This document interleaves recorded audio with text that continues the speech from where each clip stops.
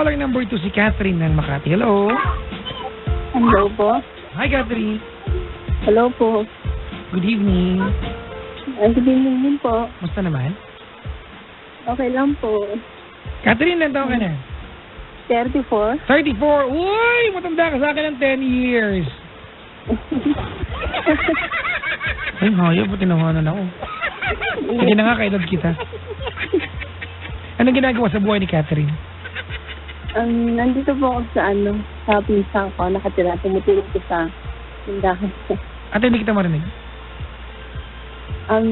Dito po sa pinsan ko, tumutulong lang po sa tindahan niya. Ano mga paninda dyan ngayon?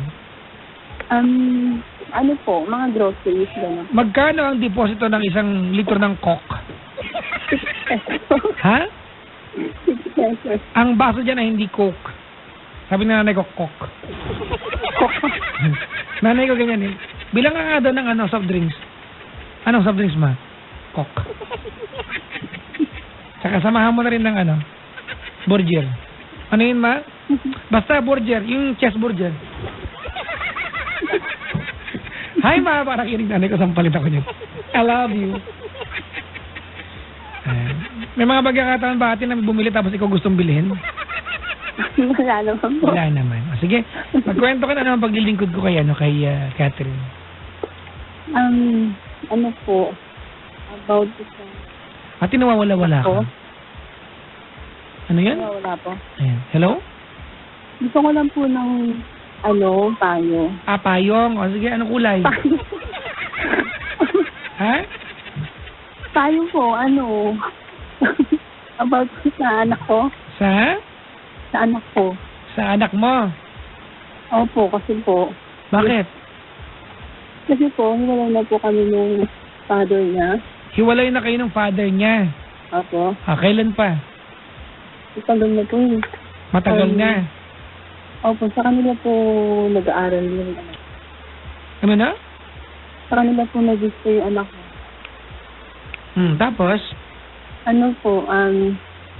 Kasi kung mga huling araw po, nag-chat po sa akin anak ko, sabi niya, dumabay sa pag-aaral sa Pampanga. Nasaan ba siya ngayon? Nasa Quezon City po. So ililipat yung anak mo sa Pampanga. Opo. May anak ka, yung anak mo nag-i-stay sa father niya, di ba? Ganun ba yan? Tama? Opo. Anong grade na ba yung bata? Grade 6. Grade 6 na. Ngayon, ililipat sa Pampanga. Hindi nagpaalam sa yung tatay. Hindi po. Kasi po, hindi po kami nag-uusap yun. Ng tatay? Hindi bali yung diyanan ko lang si dati. Ate, hindi kita marinig. Punta mo kaya ako dito. Konting effort naman. Hindi kita marinig. Hindi po kami nag-uusap yung tatay niya. Okay. Yung lang po, yung lola niya. Yung lola lang. Okay. Opo. Nung sinabi ng anak mo na ililipat sa Pampanga yung bata, anong ginawa mo? Wala po. Sinadto po yung yung biyanang ko po tate. Ano sabi? Sabi po, wala po siyang magagawa kasi decision daw po ng anak niya. Bakit hindi ka nag-uusap nga pala nung ex mo? May anak naman kayo. May na po siya. Ibang pamilya. Kahit na, di ba? Di ba? Hindi po naging maganda yung... Ay, teka lang! Si Chang Am Perez, nakikinig siya. Ay, bati mo si Chang Ami. Hello po, Chang. Baka Chang, pamangking ka. Hi, Chang! Hello po. Yan, ibang number mo, Chang eh. Ikaw pala to, yan. Save ko na po. Ilalagay ko dito, add to contacts, yan. Pak, ganun. Sige, ate, tapos? Yun po. Hindi po naging maganda yung paghiwalay namin dati. Kaya po, hindi po kami nag-uusap. Pero arrangement nyo talaga, ate, ay yung bata kanya talaga. Opo. Anong tanong mo sa akin? Kasi... Bakit nililipat nga pala kalagitnaan ng pasukan? Oo nga po. Yung nga po ang kasi sa totoo lang po kasi. Sure na ba yun? Sure na yun at ililipat? Sure na? Opo. Kaya po na ano ko kasi masyadong malayo yung Pampanga. Tuwing kailan kayo nagkikita ng anak mo? Po, Tuwing kailan kayo nagkikita? ano po, kapag ka, ano po, may, ano po ako, pupuntahan ko siya. So, hindi regular. Kumbaga every month. Parang ganon. Opo. Hindi naman natin. Siguro naman, hindi naman ganun kalalang puntahan kung Pampanga. Hindi naman ganun kalayo. Ate, ganito kasi yan, ano? Tama nga naman yung nanay ng ex mo. Desisyon nga naman ito na nagpapaaral sa kanya. Oo nga po. Di ba? Wala naman siguro masamang intensyon yung tatay sa gagawin niya. Inilipat lang niya ng paaralan. Tama? Opo. Ang sa akin po kasi, ano, hindi ko po alam yung lugar nila sa ano. Kaya nga, di ba? Ba't di mo kausapin yung ex mo, ate? Alam mo, hindi niyo naman kailangan maging magkaibigan kung hindi niyo talaga kaya maging close. Pero wag kayong maging magkaaway. Hindi ko po alam, basta hindi po kami nag-uusap eh. Di ba? Mag-reach out ka, ate, kasi nasa kanya yung anak mo. Kahit na hindi na kayo magkasama sa buhay, you have to show your yung anak mo, ate, na maganda yung relasyon ng mga magulang niya kahit di magkasama.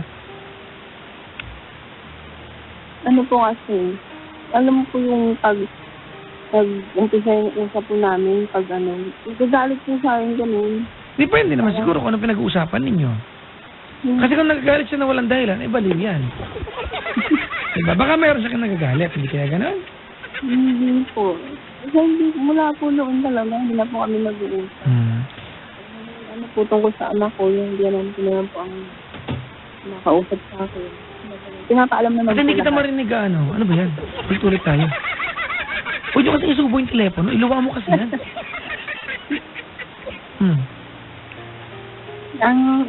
Mula sa pulpa po, hindi na po kami nag-uusap. Pag may ano po sa anak ko, yung gano'n ko naman po yung nagsasabi sa akin.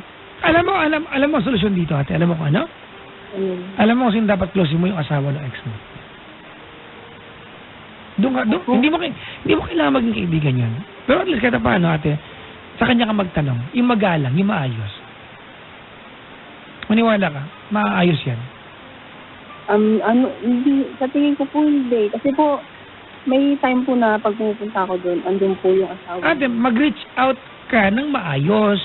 Huwag mo i-assume na hindi kayo mag-uusap. Tanda mo, ate, may anak ka na naando sa poder nila. Kung magpapaka-pride ka, paano makakasama yung anak mo? Hindi po ako nagpapakumbaba nga po ako eh. Kaya nga, ate, mag-reach out ka doon mag-reach out ka doon sa jowa ng ex mo, ate. Wala namang point na mag-away kayo. Tapos na lahat, hiwalay na kayo at wala nang pwedeng baguhin pa sa kung ano nangyari. Yun nga po eh. Kaya lang po yung asawa po niya ngayon, isiselis po pagka nandun. Kasi nga, kinakausap mo yung ex mo. Hindi po. Ate, subukan mo mag-reach out sa kanya. Magagamot yan. Opo. Akala ko hindi mapayag eh. Kukulta kong kasana. Nakausap eh. Nanindihan mo. Opo.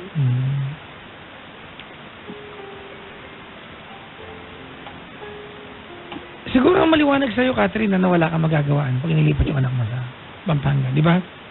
Opo. Kaya lang po, ang gusto ko po sana yung ako naman po yung nanay. Kausapin po nila ako ng kumbaga, kasi hindi ka kayo nag-uusap eh. Siyempre natin, lumipas na yung panahon na ang desisyon niya para sa anak ninyo, hindi na kailangan dumaan sa'yo. Di ba? Sanay na sila eh. Hindi na kailangan idaan sa'yo. Hindi na pinadaan sa desisyon. Look, ganito Catherine, ang motibo ko lang naman ngayong gabi, ate, ay magkaroon ka ng kaluwagan para pinunta mo yung anak mo, kasi anak mo yan, ate, wala kang kaaway sa pupuntahan mo. Ay kung titigyan ka na masakit, kung makikita mo yung anak mo, di okay lang. Di ba? Ha?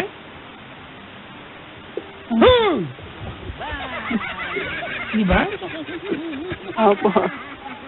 Okay, kung nakahanda ba yung ex mo, ano mensahe mo sa kanya?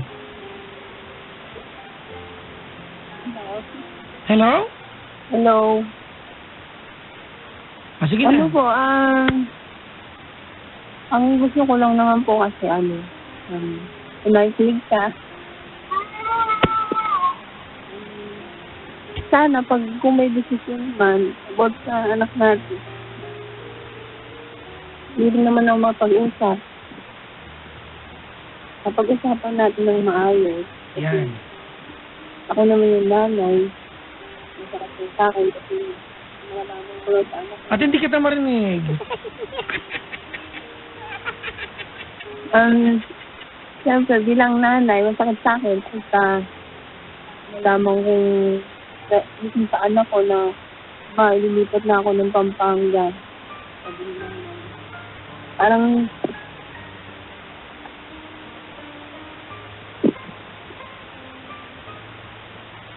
Okay, binaba ko na ho.